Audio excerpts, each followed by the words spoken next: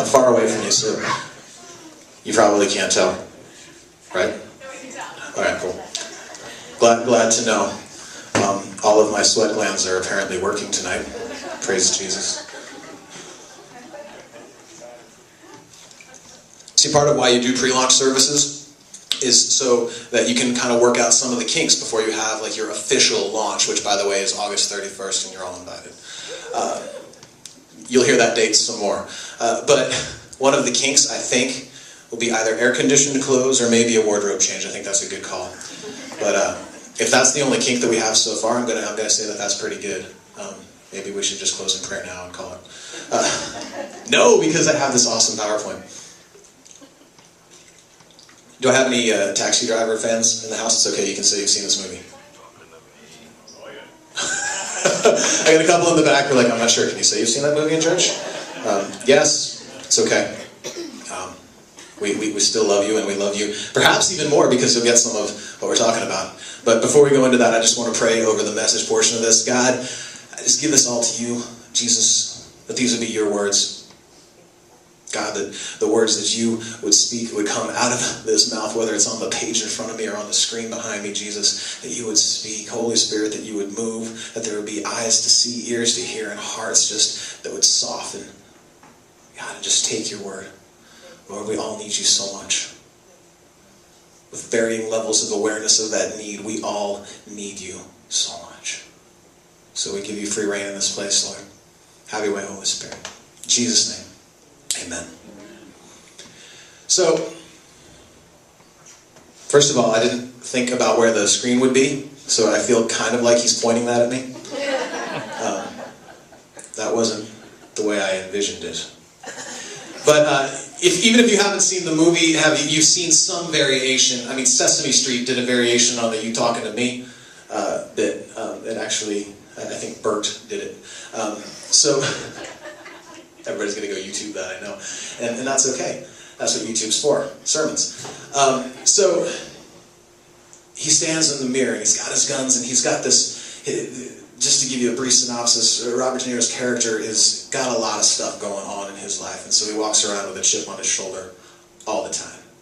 And so he plays out this thing in front of the mirror, and he says, "You talking to me?" And there's some other non-church words in here. But he says, he's looking at it, and he's staring down this imaginary opponent.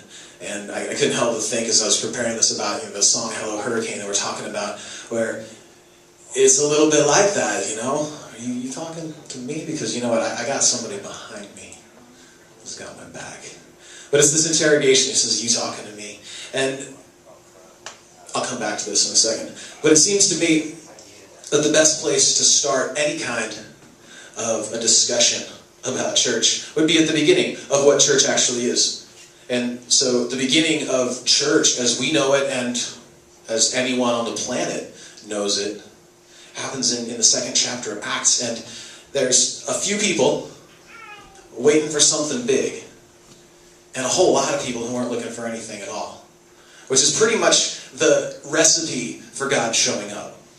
You got some people here who are expectant, who are waiting, who are praying.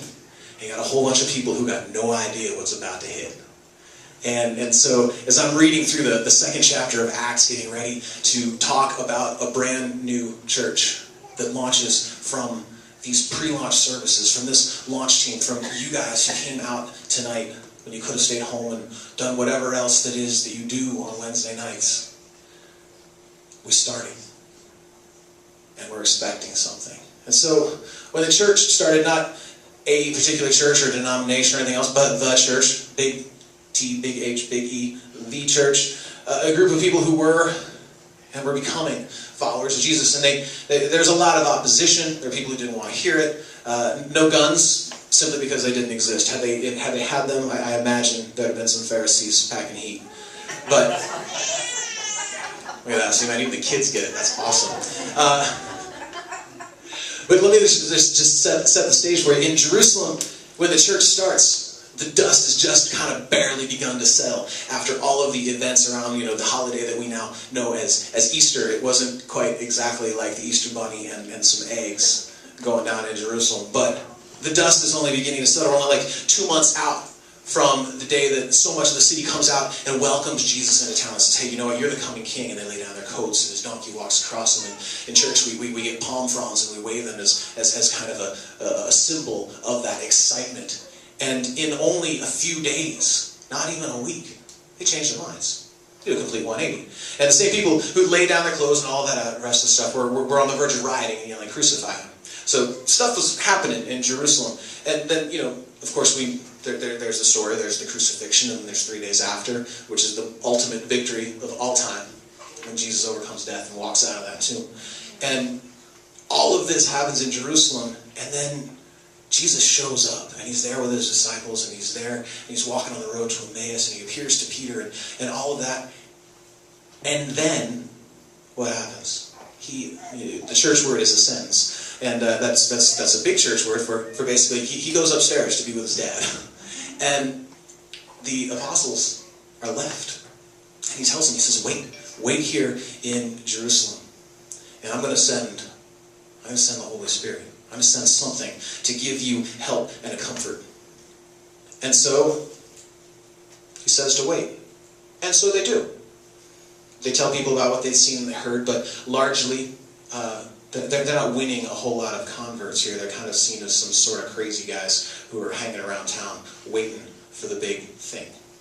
And they wait for several days. They wait for actually about 10 days. And then here, when the church begins, it's 50 days since Passover, since the Last Supper. And there's another feast. This is the great thing about being Jewish. You get feasts all the time. And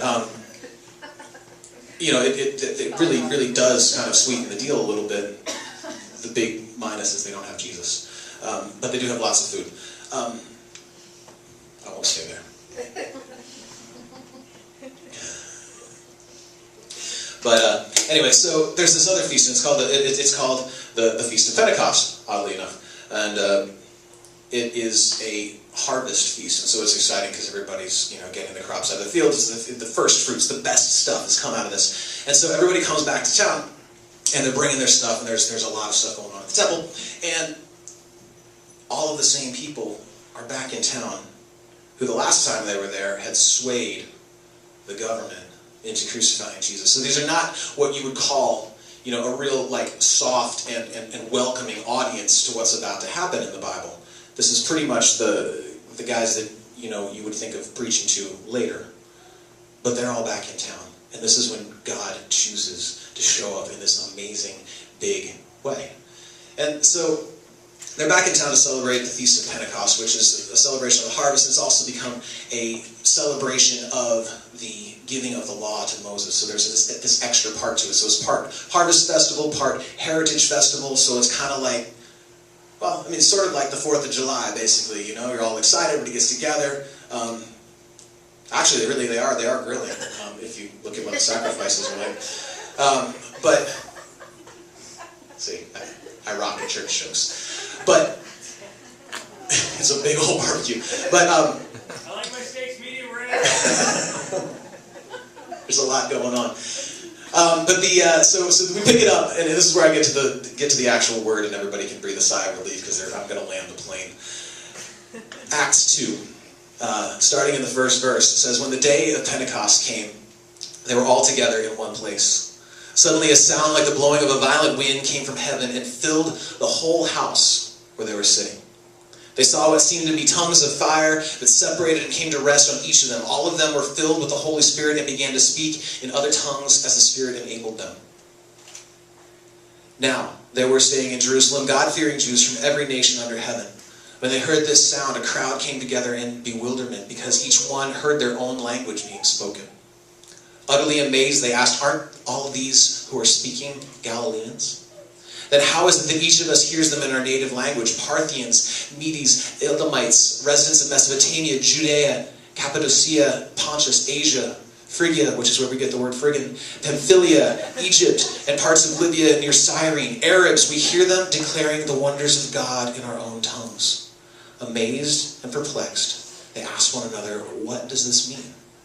Some, however, made fun of them and said, 'They've had too much wine.'"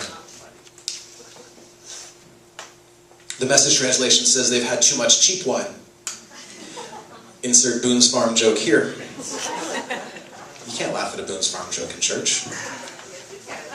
It's the same people who saw that movie. And God loves us all. So, the apostles and the rest of Jesus' followers have been praying and waiting for a week and a half. And Jesus told them to wait, and so they did. And they did exactly what he said to say, which is like a whole message right there in and of itself. Jesus says to wait, they waited. And they got what they were waiting for. Again, I could close in prayer here and let you all go home, but I have a time that I have to hit. I imagine that waiting for a week and a half wasn't like the easiest thing in the world. We've been waiting for 5 years for something to start, and it's not a simple thing. And if you're all together in town, you're waiting expectantly, and you're praying and seeking and waiting. Because Jesus didn't say, hey, wait a day and a half. And he didn't say wait 10 days, and he didn't say wait 40 days. He just said wait. So it's this open-ended waiting thing. So it's like that anticipation of Christmas morning for days on end. And at the same time, there's persecution, and people are, saying, hey, what happened? Where's Jesus? And they have this to deal with. And so they wait. And they have to hold on to hope to Jesus they can't see anymore. Thomas couldn't reach out and touch him anymore. And Peter couldn't look him in the eye and thank him once again for forgiving him and restoring him. And John didn't have anybody to lean on during dinner. So they trusted and they waited. And then this happens. There's a whirlwind. And it's not everywhere. It's just where they are. It's just where they're gathered. Just in a place like this, except upstairs. And then there is fire. But it's not everywhere. It's just where they are. And it's this amazing stuff.